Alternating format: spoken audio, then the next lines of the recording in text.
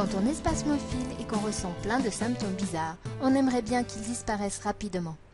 Il y a une chose qui peut nous aider et à laquelle on ne pense pas toujours. Ce que nous mangeons a une grande influence sur nous, et plus que nous le pensons. On mange souvent par habitude en suivant des traditions familiales ou encore les envies du moment. Parfois, on pense qu'on mange de façon saine et équilibrée, alors qu'en fait, notre alimentation n'est pas du tout adaptée à notre profil de spasmophile. J'ai pris conscience de cela quand j'ai commencé à regarder d'un peu plus près ce que je mangeais, en quelle proportion et à quel moment. Je me suis rendu compte de mes erreurs. Il suffit de quelques adaptations pour renforcer son alimentation et utiliser ce levier pour combattre les symptômes de spasmophilie. Pour ma part, j'ai rapidement senti la différence rien qu'en changeant quelques petites choses dans mes choix alimentaires.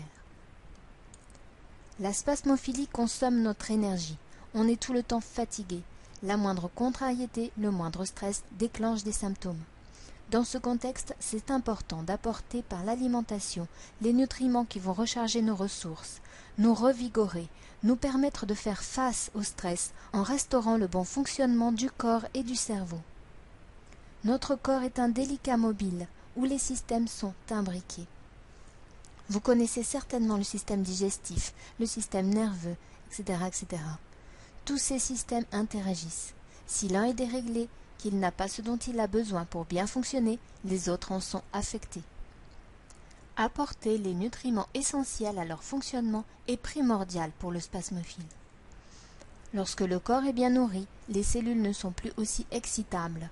Les neurotransmetteurs font leur travail sans excès. L'adrénaline ne s'affole plus. Lorsque le corps est bien nourri, il nous remercie et le bien-être arrive très vite. Alors comment faire ?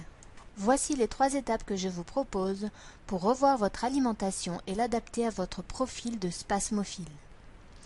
La première étape est de prendre conscience du contenu de son alimentation. Ce n'est qu'en observant, en notant tout ce qu'on avale et quand, que l'on se rend compte de ce qu'on mange vraiment. Si vous faites l'exercice pendant une semaine de noter sur un agenda tout ce que vous mangez, vous risquez d'être surpris. À partir de là, les erreurs vont apparaître. La deuxième étape consiste à corriger son alimentation. Cela passe par des choix différents. Choisir des aliments de qualité, c'est privilégier l'aspect nutritionnel. C'est opter pour des aliments ressourçants, ceux qui contiennent les nutriments essentiels au bon fonctionnement de notre corps. La troisième étape est la régulation. Manger à toute heure n'est pas bon. Le message passe souvent à la télévision. Évite de grignoter entre les repas. Même si nous sommes nombreux à l'entendre, nous ne comprenons pas vraiment le sens de cette phrase. Grignoter, c'est avaler autre chose que de l'eau, ce qui signifie que même un innocent carré de chocolat pris entre les repas a une grande incidence sur la digestion.